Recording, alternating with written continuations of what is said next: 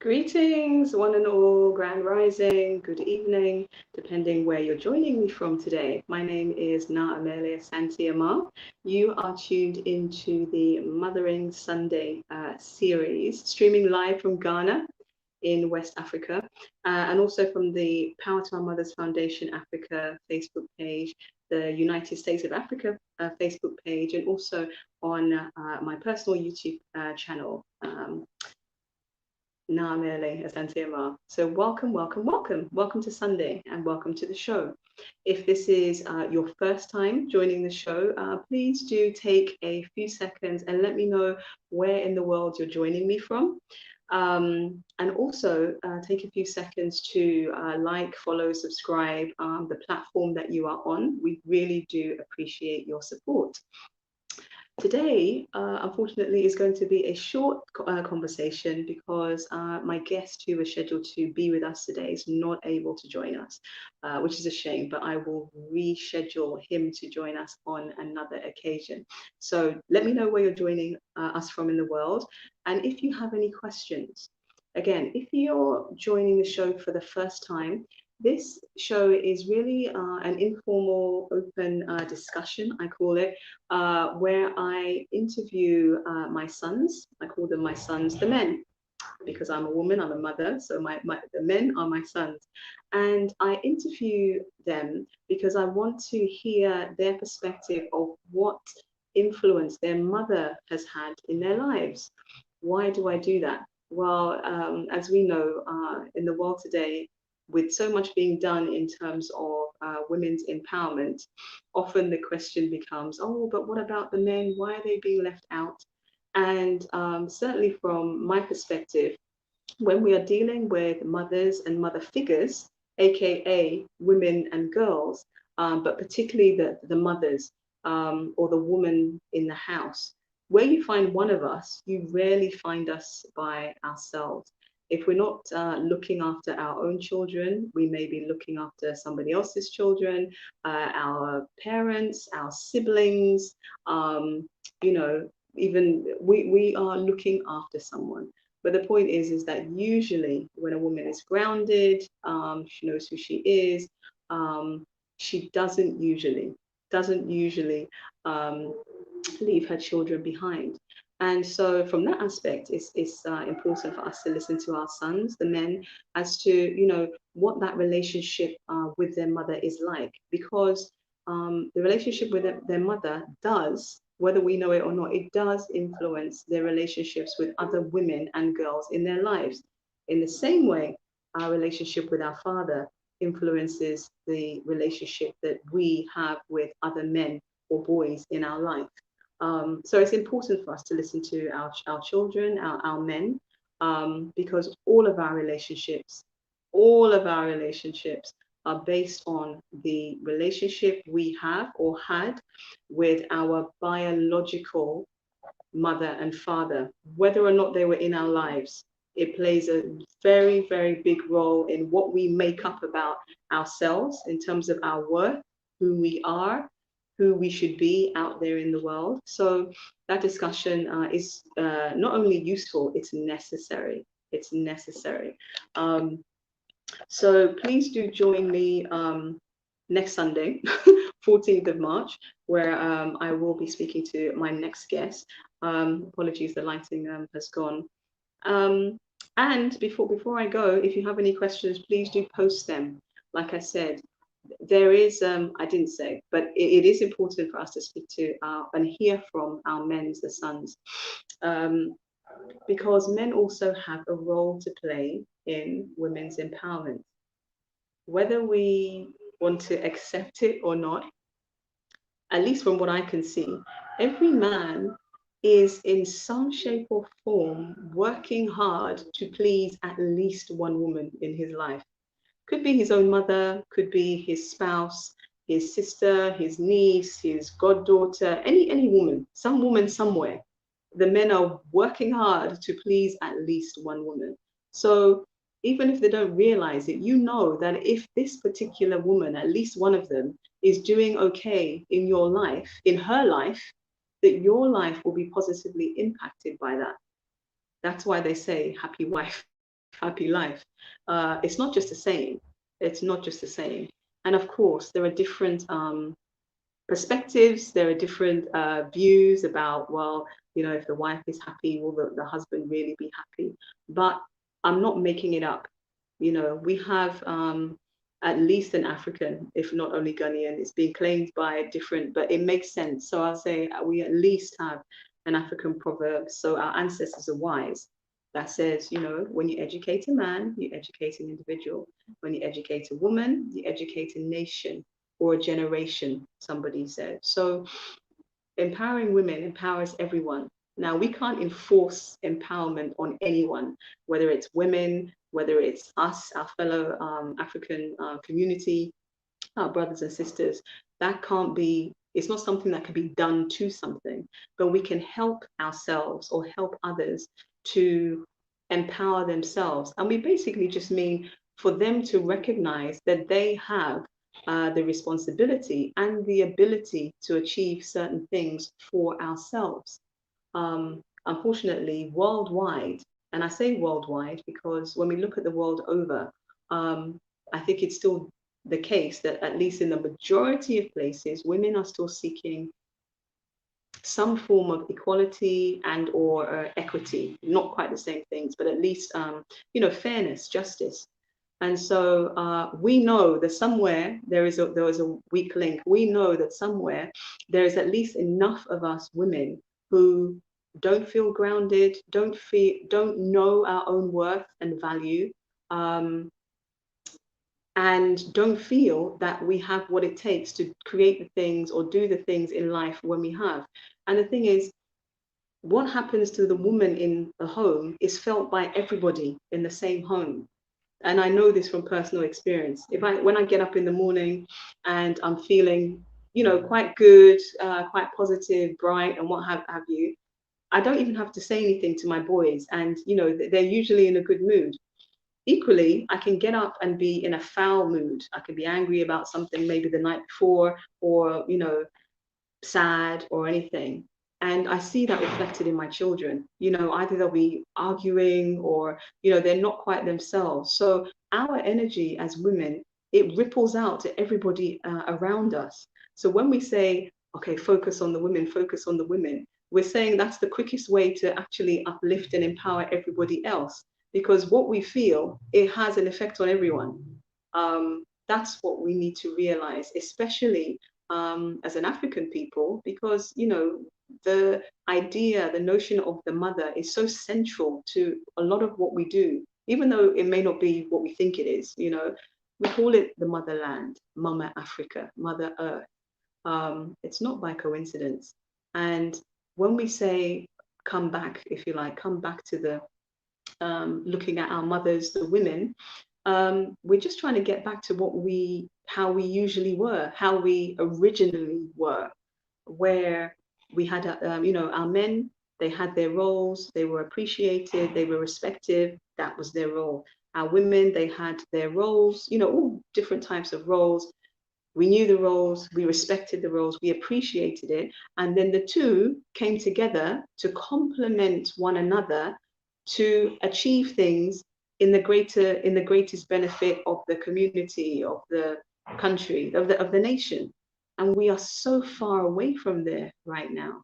So the conversations that we have must be across the board. We need our women to speak amongst each other. Thank you very much, Black Messiah. I appreciate that. We need our women, our sisters, to come together to help remind each other actually of the things that we as ourselves have forgotten, because we have forgotten. We say society, you know, society conditions us, yes. Society makes us think about certain things. It makes us not value ourselves. And also, we must remember that we are the majority. The women are the majority in the society, statistically. So if we want something to change and we're looking at sheer numbers, then the more of us can help to change that narrative, the quicker it will happen. So the sisters need to come together. We need And we've always been talking about our people. And actually, so the sisters need to come together, the brothers need to come together. It's not just that, you know, women get together, chat, chat, chat. Yes, that is how we're made, because we are the community builders. We need to speak to each other. We need to relate to each other. That's amazing. Yes, Ghana needs to wake up. We all need to wake up. We all do in our own ways. And we have things that we have things that we can draw on, you know, as much as we look around and there's lots of suffering and despair and everything. Sometimes I think we miss the positives, if I can say it like that. Rwanda is still our leading country, not only in Africa, in the world, that has the highest percentage of women represented in their parliament. That's a fantastic thing. How do we replicate that across our other, our neighboring African countries, but across the world? What else? The various things that Ghana has been, I'm not sure if it's still the case, but Ghana has been said to be the most peaceful country. Has been said to be the most peaceful country. We have some countries that have never been colonized. You know, we have lots of positives, but because of the struggle, we don't see them. And we could really do with reminding ourselves where our true power lies. So conversations among the sisters, among the women, conversations among the men. Why is that necessary? Actually, for both groups, is because we have been conditioned to live in a way, to think about ourselves in a way that is not who we are. You know, as much as we look at self-responsibility, yes, we have to have the responsible for changing it, but we mustn't also underestimate the impact of how our history has been disrupted by slavery and colonialism. It is cause and effect. It is cause and effect. So whatever you think about how we got there, whether it was our fault that we, you know, were enslaved and the rest of it, that actually doesn't matter. What matters is, what are we going to do about it now? So we have several different ways we can do that. And the conversations are important. Like I said, how can the women get on the same page? How can the men, our brothers, my sons, how can they get on the same page? And then how can we as a people also get on the same page? It doesn't mean we have to agree about everything. That's never going to happen. We are human beings. We are never going to agree on everything. And the other thing is, thank you, Sister Sharad. You're ready to come home. Awesome. I've been home for the last 6 months in Ghana, and I just feel like myself.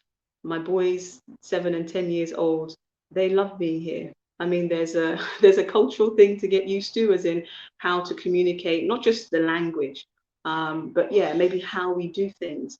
But what I can see from them and what I know for myself is that regardless of the issues or the problems that are going on in the country, I have never experienced the feeling of freedom and peace in my soul that I have here at home in Ghana than compared to when I was in the UK. I don't regret my time in the UK. Like I say, our ancestors were wise. They knew, my sense is that they knew that, you know, we would need different perspectives. We would need to bring lots of different skills, talents, and angles to what we need to do on the motherland. So there's no shame in that. There's no shame in not being in Africa. You know, everybody has their game to play. But what I love about Sister Sharad, you saying that you want to come home, that's another piece of the puzzle. It's great that Ghana, we have said that, okay, you know, year of the return and everything, and come home, and there's more a call for our people to come home. How are we helping them to do that?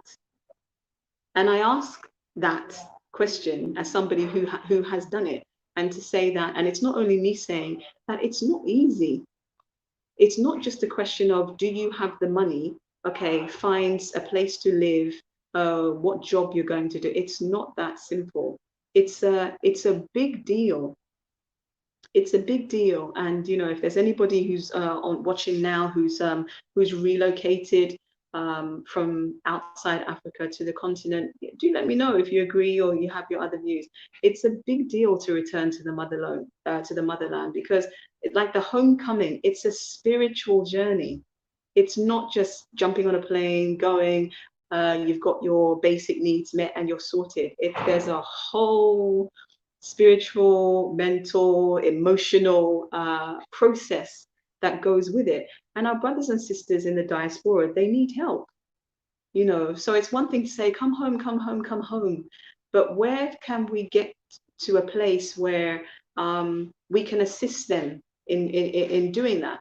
Some of them have tried, and unfortunately, because there's desperation, you know, poverty is real in areas of Africa. So, you know, some people have tried and they've lost their money because unfortunately, they didn't know the right people to trust in to help them to come home.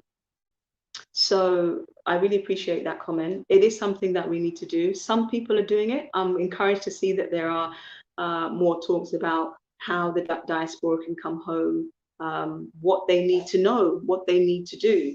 But let's recognize that it's not just a logistical practice. It's a spiritual homecoming for those of us who were born outside the UK. It's a big deal. And some of us get ready at different times, you know. So thank you very much for that comment. Okay. Oh, sorry, Brother Sharad. My apologies. Sorry. And welcome from West Papua and Haiti. Yeah, the other thing that we need to address at some point in different ways is religion. That's a whole conversation, an ongoing conversation, and at the moment in some places we don't seem to be able to have that conversation because it cuts to the core of who we are as people, because as the original people of the planet, we are the most spiritual by nature. And when everything gets confused and turned around and everything from our own story, it's very difficult, I would say, it's very difficult for people to separate, okay, so what was actually our true story and which bit has been doctored? That again is another whole journey. And also we have to look at the fact that, yes, people have different views on religion, but it's not necessarily only the fact that there is religion, because I know people who are religious yet very grounded and very open and broad-minded in their thinking, Pan-African. They would say that, you know, they're Pan-African. So the way they practice that is different. And I can think of people who are not religious, who are very, very narrow-minded and not able to entertain lots of different perspectives, you know? So I think sometimes we think that there is there's a one way to do things. And I speak as somebody who obviously is a strong advocate for empowering the women to empower everyone else. You know, there are many different ways, and we need to find out how we can bring those ways together. So love and respect out to the brothers who are watching. I couldn't, unfortunately, the brother that was due on today could not join me, but hopefully he will be on next week, or I'll have my other guest on next week. I'm just speaking about the importance of hearing from the mouths of our brothers what their mother means to them, what their relationship with their mother has done for them, how it has influenced, because it has, how it has influenced their relationship with women and girls in their lives primarily, and just generally, and what they've learned. And I've said it's important for us to hear this message, because then the brothers can speak to the brothers, because, you know, you're more relatable. There's some things that you will receive from each other that you won't receive from women. That's the truth. But equally, the reverse is also true. There are some things that it's only when brothers, our men, speak that women will listen to, because like I said, that relationship, our first relationship, once our first relationship with men was our relationship with our father, whether or not he wasn't there, our biological father. So there is an aspect that there is a validation that the father figure can give, that the mother, however awesome, phenomenal, wonderful she is, she actually cannot give. And this is the other reason why you must realize our truth, that our men and our women were never competitive with one another. We were complementary, because we know the unique roles that we play that the other one cannot play, not because he or she is not intelligent, but because it's not her or his role. That's it. So we just want to go back to how, reclaim the wisdom we once had on that perspective. Okay, let me invite, we've got about 10-15 minutes left, but let me let this brother on. Bear with me. I want to, yeah, like I said, if you do have comments and questions, we go with the flow here. So as long as you can hear me, let me put this in the chat, then we're good. I am just inviting on. If you want to come on for a couple of minutes and share your views, you are welcome.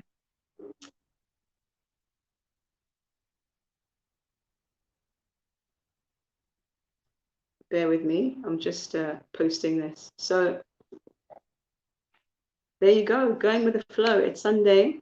The link, if you want to come on and say a few words about the influence your mother has had in your life, or the relationship, how the relationship with your mother, the men, this is an invitation to my brothers, my sons, the men, to come on. Then you can use the link. Once I see you, I can add you.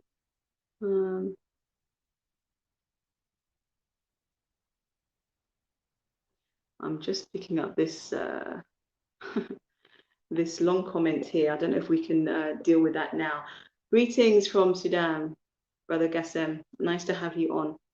So, Brother Michael, if you want to come on board, you can use the link, and or any other of my other brothers for that matter. Like I said, we are going with the flow this Sunday. This is the conversation with me and my sons. So if you do want to come on and share a message related to what the relationship with your mother has had, what influence has had on your life, or has had on your relationship with women and girls, what key things, like what 3 key things have you learned from your mother that has fared you well or helped you to navigate life so far? And what message do you have for our mothers and mother figures, the women, and all your brothers, the men, about how we help women empower themselves, and how the brothers treat our women and girls? It's not all one-way traffic. Like I said, everybody can take self-responsibility. Sisters need to speak to remind ourselves that how others treat us is a reflection of how we view or treat ourselves. So you see, we are responsible for changing that narrative. But it doesn't mean that, brothers, you get a pass. Like, you need to realize as well that there's certain things that you should not be doing. But it is about everyone. Okay, Brother Michael, I see. So we need to get it together. Quite simply, we need to get it together. But it's encouraging for me that I am seeing a lot and involved in a lot of groups of women. I would say not talking about just the everyday usual thing.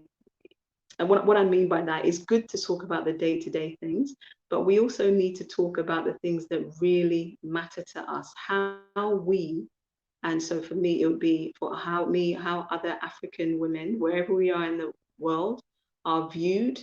What are the things that really, really impact on us and enable or disable us from showing up as the women we know we really are or should be. And for the brothers as well, I wonder, like in your boys talk, like, do you talk about these big things in the sense that that's not meant to sound demeaning, but like, you know, your experience in the world is unique to you, just like the experience with other African women is unique to us. And then we have the larger group of all women and all men, and then our experience as Africans collectively. So it all matters. It actually all matters. The differences are not the problem. The differences are not the problem. The problem is how people use those differences to put others down or promote themselves in a really dysfunctional and egotistical way, you know. Maybe a conversation for another time. But when I say that the differences are not the problem. So to anyone watching who maybe is not from our community, is that it really doesn't help, and it doesn't actually make sense when people say that they don't see color. Welcome, Sewa from Sierra Leone. Thank you for joining us. It doesn't make sense when people say they don't see color when it comes to human beings, because you just must ask yourself, so are they actually colorblind? Like if they went out into a field and or a garden and they saw all this vast array of different flowers, some are red, some are green, some are yellow, some are blue, some are lilac, that all of those colors would, like all of those flowers would just look the same? Unless, because obviously color blindness is a true thing, but unless it's that kind of color blindness, it's like, no, you wouldn't say that. So why would you say to a human being that I don't see color? That's actually saying I don't see who you are. Just because we say that, we don't want to be judged, discriminated against, or harmed purely on the basis of the color of our skin, it doesn't mean we don't have one.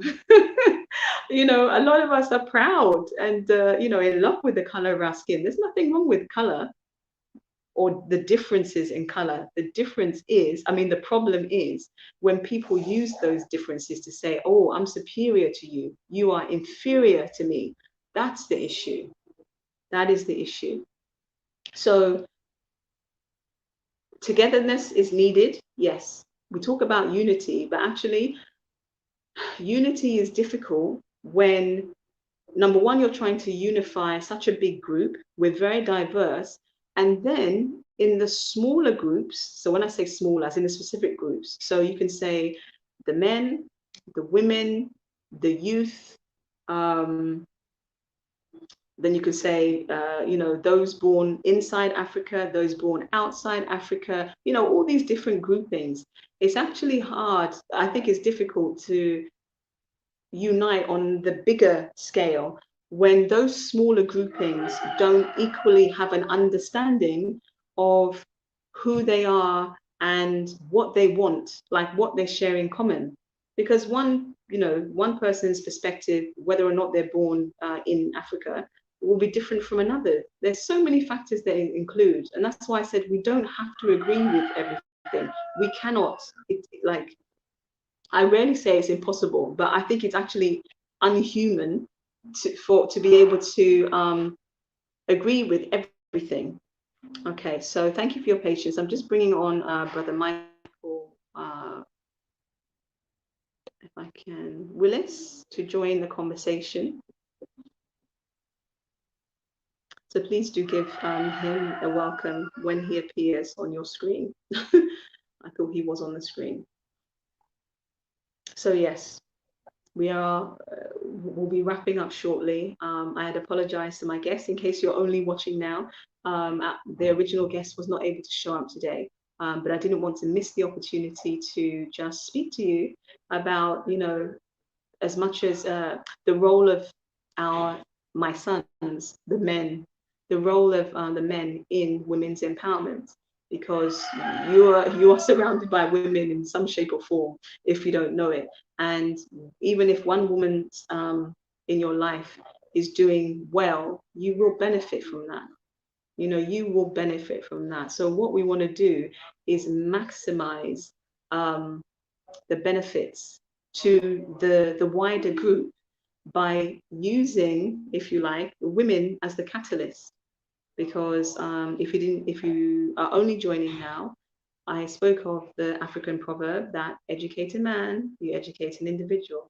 Educate a woman, you educate a nation. So by empowering or educating one woman, you've educated a whole nation or a generation, you know. And let me put that into context. We think that we talk about, the fact that women are the first educators of children, not the only, mind you, but the first educators of our children. Now, when we talk about education in this context, we're not talking about the mothers, us sitting down with our children and teaching them their ABCs. That's one aspect, but that kind of comes way later. The way that we educate, or we definitely download to our children, that happens from conception.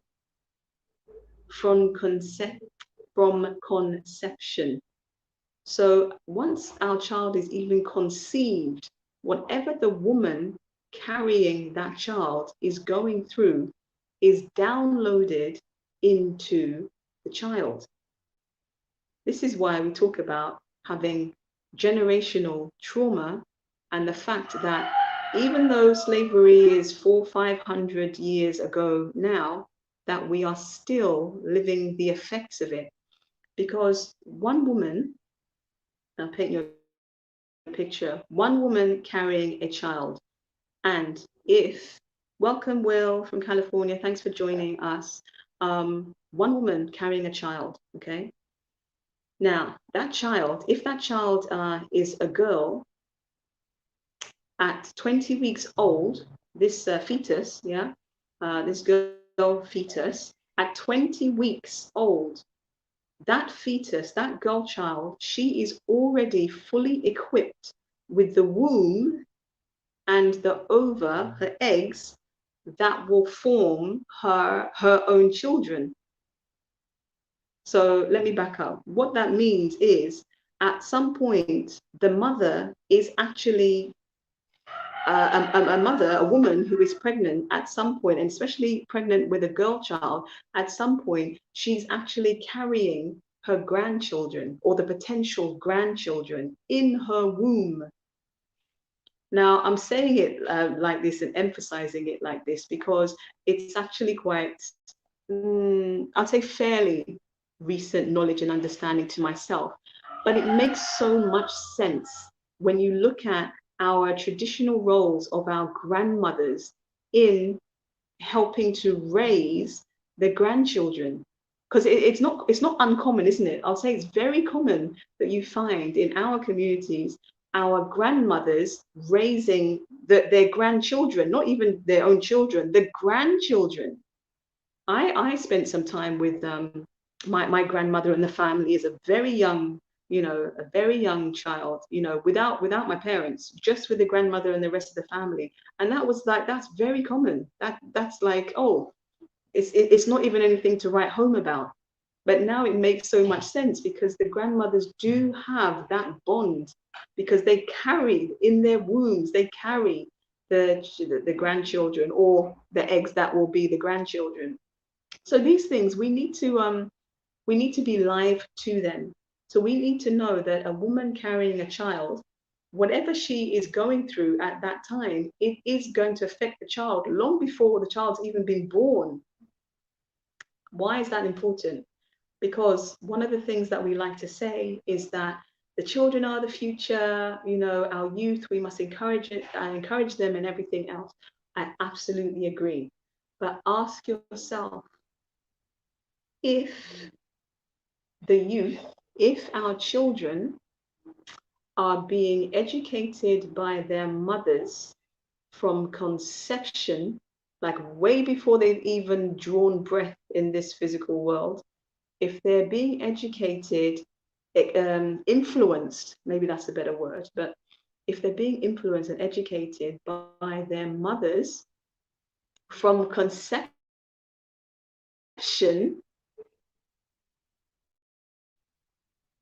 then surely what condition does the mother have to be in so that that education or that influence is a good one to help the children thrive? Does it make sense that, you know, a mother can be in completely dire circumstances, like maybe she's in extreme poverty, like she's actually not eating very well during her pregnancy, eating enough, let alone eating well, but eating enough or eating well. Maybe she's in a physically or other abusive relationship, so we'll have to deal with either physical or mental, emotional trauma while she's pregnant. Does she have family or friends around her? Is she isolated? You know, all these things will be downloaded, not even will be, they are downloaded into the child. And you only need to speak to people who have done some work on themselves, and whether it's, you know, hypnosis, meditation, and they've kind of interrogated their thoughts. Some people will tell you that they remember what was going on when the mother was pregnant with them, or they get a sense, they've had a feeling or a belief, and it came from the fact that at the time the mother was going through real stress.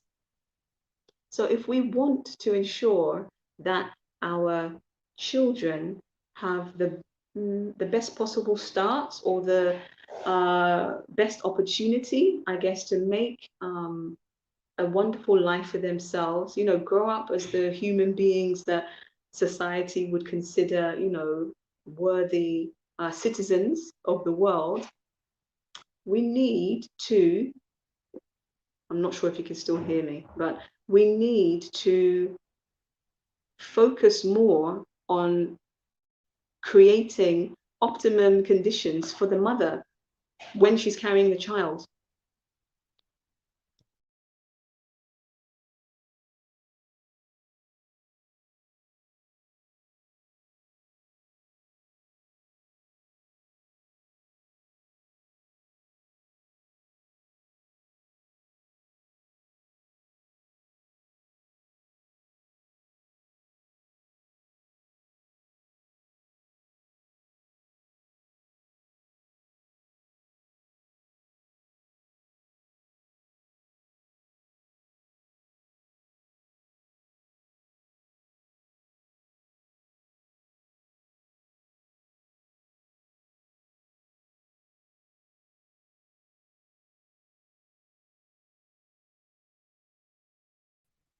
Hello, apologies for that technical issues. I'm not sure what was the last thing you heard before I dropped off with the connection, so apologies for that.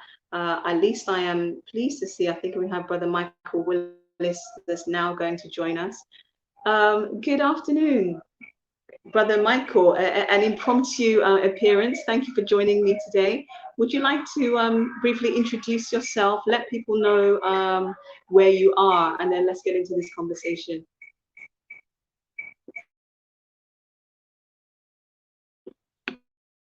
Okay, one moment, Brother Michael. You're still on mute. One moment, one moment.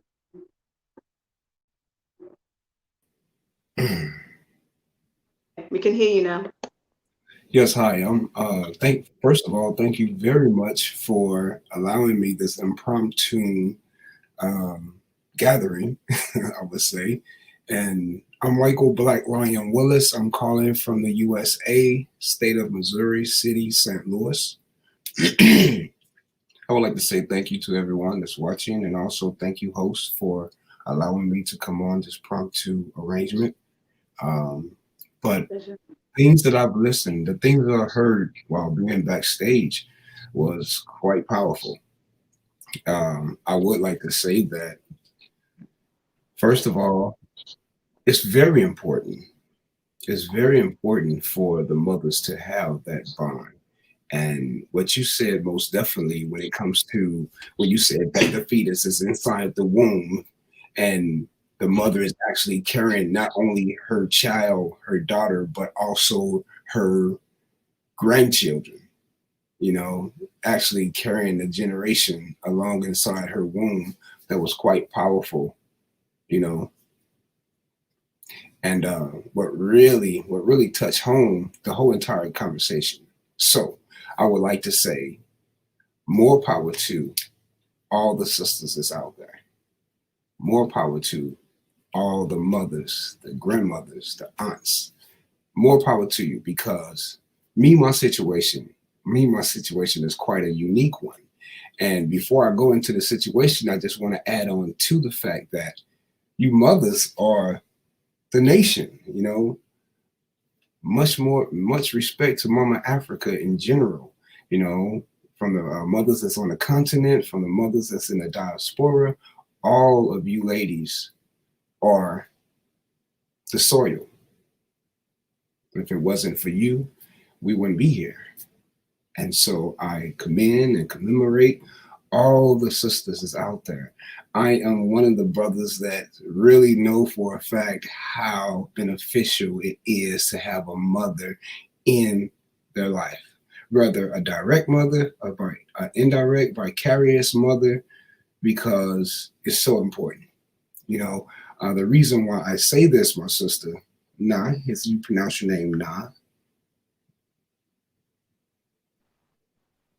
Okay, I think. Yes. Okay.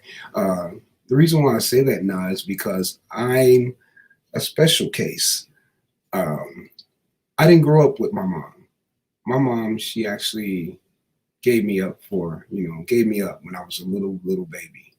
Although I wasn't involved with my biological mother, I still thank her for what she done, because she was in the proper mindset, even though she couldn't take care of me physically, but in the proper mindset mentally, she had enough reason to give me to someone, the agency that would find a proper home for someone such as I at that tiny age. So growing up, I had a lot of animosity, but as I grew up and became a man, then I realized the concept of, hey, at least she did have enough intuition to say, I'm not in a position mentally to take care of my child, but somebody will. So that was her mother's intuition right then and there, you know? So, and I had to learn that. I didn't always see it that way, but I had to learn that. So with that being said, I went to the point to where now I was once married and I had 3 children.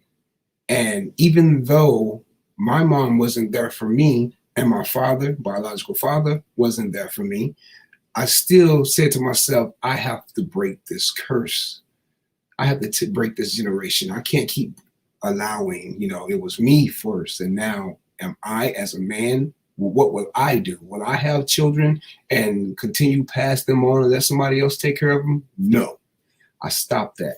So I'm actually now here in America, a single dad of 3 children, So, and I take care of my kids. I take care of my children. I was there for them from birth. And even though the mother of my children, we didn't stay together, but I felt the obligation to take care of my responsibility. Because why? I'm a man, I'm a true man. I'm supposed to take care of this. If I gave my seed to a woman and the woman can't take care of it, guess what? Give them back. Let me nurture them. And even though I can't take the place of a mother's intuition or a mother's wit, but yet and still, I'm part woman. And there's something inside of me that has that nourishing ability. So now I take care of my children, and I love it. I love it. So the women that were in my life that helped nurture me, they passed on. They passed on that knowledge to me to be a better man, to be a better father, to be a better protector, provider, guider. So vicariously, a woman took care of me anyway. She gave me the nurturing ability, She gave me the nurturing intuition. She said, Black Lion, this is how you take care of your children. And I can't take the place of a woman. I need a woman in my life right now. But, are you those two sisters? You know, I've actually adopted and embraced the African culture, you know, sin of polygyny. And I know for a fact that, you know, one of these good days, there will be some sisters that come into my life that will help me nurture my children. And I can actually be the lion I am and build my pride to where I can be that leader. You know I can do it because I take care of 3 children. I have 2 sons, 11, 8, and I got a baby girl that's 6. And they watch me, you know, they watch me and I want to be able, I need that mother in my life. I need that mother figure in my life for my children to really close some chapters in my life, because you know I didn't have my mother when I was growing up. I didn't know what love was because my foster families from one house to the next of my years, they didn't show me the love. I didn't know what love was until I got older and had to realize it for what the true meaning of love was. So when my wives come into the picture and they can be able to nourish my children, do you know how much of help that would be for me to close chapters and to heal wounds of my past? So Yeah. I know for a fact that mothers, sisters play a valuable role. You are the role, basically. And me as a man coming into life, coming into existence of a manhood and knowing what a man is, I know what my role is. You know, I know that I'm the provider. I know I'm the protector. I know I am the chief priest. But although, wait a minute, there are women back there that's really operating behind the scenes that's keeping me going to who I can fully be. Yeah. Wow. I want to pick up Brother Bobby Stokes' comment. He's saying he's very much proud of you, young man, for being a father always. And yes, respect to that. And it goes to show you, because you know the message that we hear is that, you know, men don't look after their children, as in out there. And of course there's different. Oh, Yeah. precious. Older now. Precious. Older. Are they all girls? No, these 2 boys and a baby girl. Okay. I looked very quickly. No, I was going to say, imagine, you know, your mother not being there, and then you have all girls. But there is so much in what you said. I would like to invite you to come back on another time, but there is a lot in what you said that is so important. So the fact that, number one, you said that your mother, maybe physically or practically, she couldn't take care of you, but she had the at least mental emotional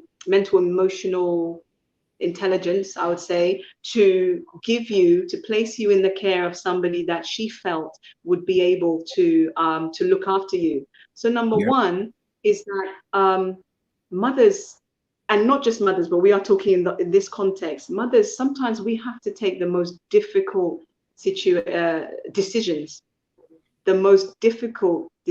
and sometimes it means that we are not actually in the lives of our children.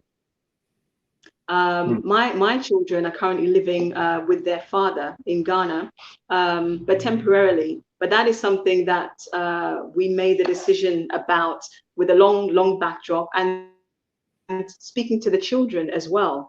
And I just say that because there is the view that, oh no, you know, when a woman gives away her children, you know, how could a woman do something like that?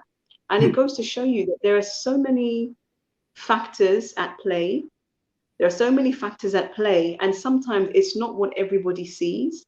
Now look at the experience that you yourself have had, and you've beautifully shared with us. Thank you so much that you didn't have that, and perhaps you didn't have the most positive experiences in the places where you were. But look at the father that you have blossomed into, and that you have this experience in the back of your mind. So sometimes things happen, we don't know why. We don't know why, but the mother's intuition that you mentioned is so important. It's so powerful. It's not only birth mothers that have that intuition. Both men and women have that intuition, but because intuition is a feminine energy, more women have more of it. But it's fantastic that you know that you are, I would say, connected with yours. And the other reason why it's so important that our mothers and mother figures, the women, we kind of have a collective effort to help us get back to our space, because it is actually about redressing the balance between the feminine and the masculine energy. So when we do it, the feminine energy in you, our brothers, our sons, will also be balanced. Because I don't know about you, but I've heard far too much, not too much, but you know, almost the growing mention of this quote unquote toxic masculinity, like men not being able, even if they want to be, men not being allowed to, you know, either can't or they won't be in touch, you know, connected with their feminine energy, which is natural. So the whole feminine energy across the planet is like off the hills. That's why we're all in this. Sorry, go ahead. Yeah, now I don't mean to interrupt, because you said some valuable things, but when it comes to the actual man and his not reaching into his femininity, you know, to bring my story all into one ball, all into one nutshell. Here's the thing. One thing I've learned, I didn't get it. I see you know, you're making me cry, man. Let me tell you something. I'm holding back my emotions myself, brother Siwa. So I feel you, but I want to share this with you. Bringing it into I got a little scratchy, my little daughter.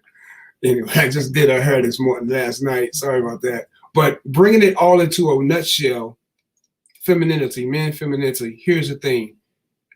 I had to learn. I know the ancestors is watching over me. You know, I had to learn it all through the course of years of life. You know, my age. I'm at the age of 44, and I realized that throughout my journey of life, even though my mother wasn't there, the ancestors was always watching over me, bringing women in my life. I guess that's one of the reasons why I embrace polygyny, because I need a multitude of women in my life, because it helps me psychological, mentally, emotionally, and spiritually. Whew, let me calm down. Let me bring it back down. And knowing that, okay, my mother wasn't there to show me, but the ancestors directed my path to bring women in my life to be able to help me see it clearly.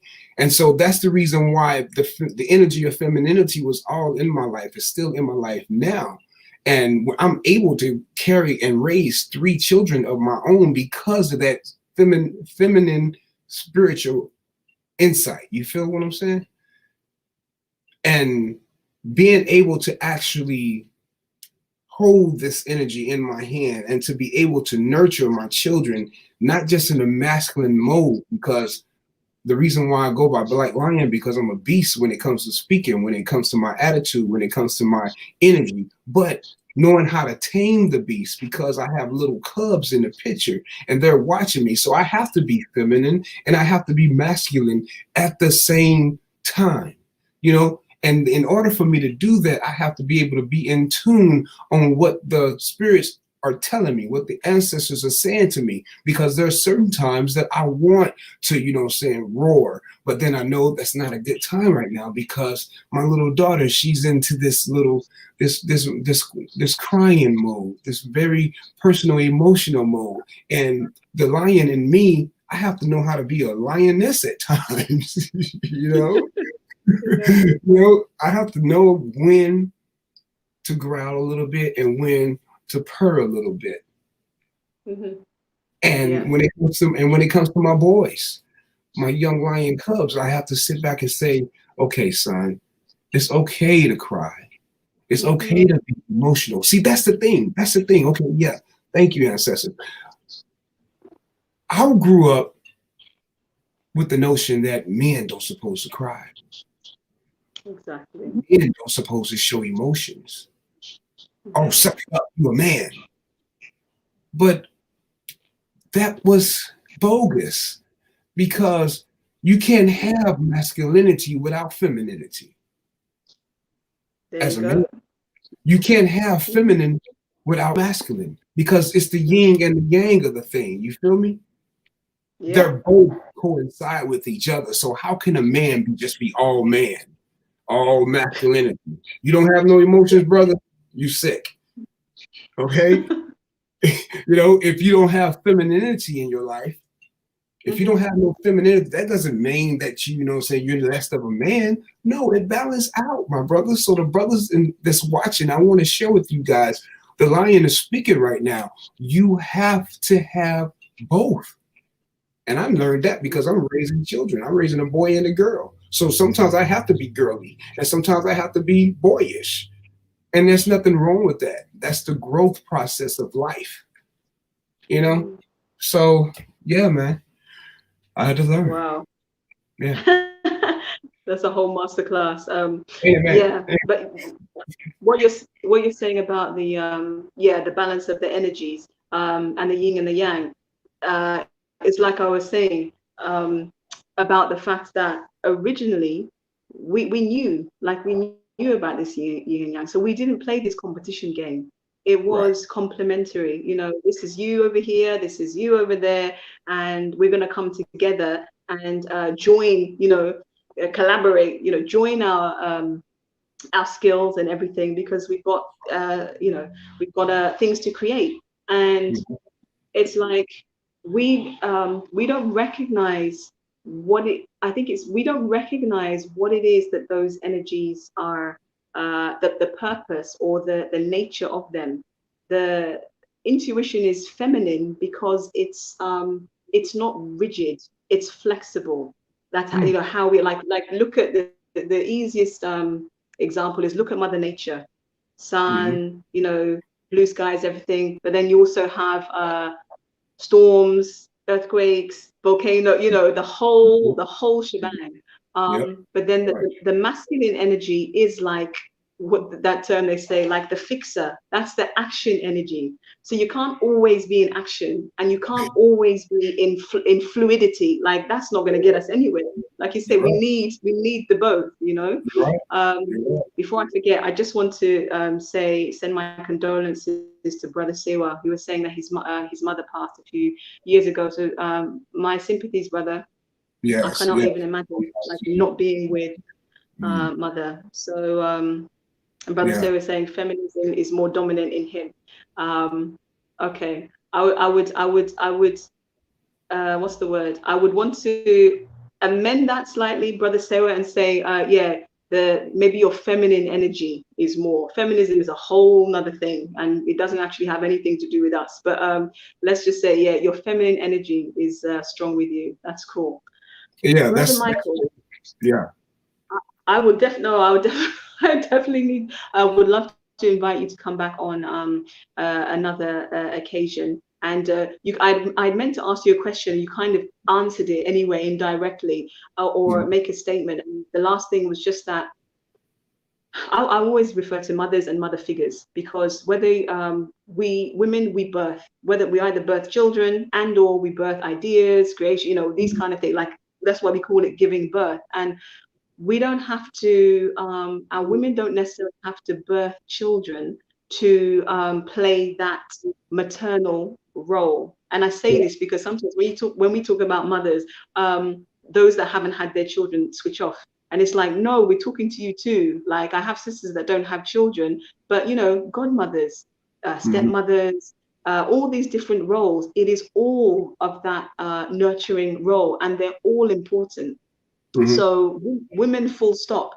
Obviously, we know because of the feminine energy, like you said, brothers, they also have a nurturing aspect. But when we're just looking at the ratios, then you say, okay, it's more so with the women, and that's what we need to nurture. But by sorting that out, we automatically, balance out in our brothers as well. Brother Michael, thank you so much for the impromptu appearance. Like I said, I'll invite you to come back on. Do you have a closing message for the viewers? Yes. Thank you very much for this opportunity. First of all, I thank you for allowing me to come on. And yes, most definitely, please invite me again. Please, I would love to get your information for us, how I can contact with you. This is the first time I actually went in with the little duck icon. I don't even know the name of it, but I'm very thankful. I would love to get your contact information to be back on again when you invite me. My last closing statements is yes, for sure, to the brothers out there, especially Brother Sewa, if he's still listening. I want to tell you, brother, that you're not alone. You're not alone.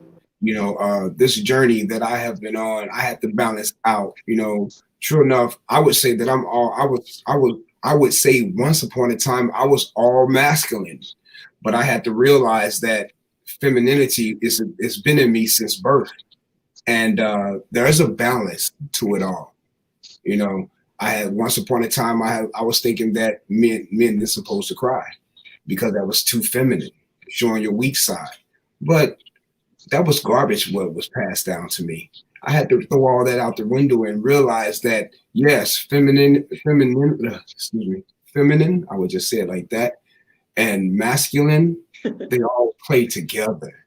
It's a marriage in your DNA. You know, embrace your feminine side, but also embrace your masculine side, and realize to everybody that's watching, realize that it all play a part. Mother Nature is a true term, and it comes from a woman. And like I said, as a polygynous man, I realized that these women in my life have been played an important role all my life. And when I go into the matrimony phase of several different personalities when it comes to women, I realize that they play that major role. And I'm here as a man to be able to balance things out and keep and maintain the order and things such as that, or what the things that a man should do in that particular culture. So, for a fact, we know that women is the most powerful thing that God ever created. You know what I'm saying? You very much see what women are most important. They bring the foundation and bring life itself into existence. And so the role that a man plays, I feel, is to keep that strength, keep that focus, hold down that responsibility, and maintain security. So so the women in our lives can know that they are protected and they can be the best they can be in order to keep us flowing the way it should be. Fantastic. Thank you so much, Brother Michael. I'll get in contact with you. Thank you once again to all the listeners, the viewers, whether you're watching live or on replay. Please do share the link, even to one place. You never know where, how you can impact somebody positively by sharing, you know, personal stories. Personal stories are powerful. So thank you, Brother Michael, for sharing with me. Apologies, my video is frozen. And join me back at 2 p.m. GMT next Sunday. Enjoy the rest of your Sunday, whatever you're up to. I am now Amelia Santiamar, signing off till next week. Take care. Bye, Mother Michael. Bless you.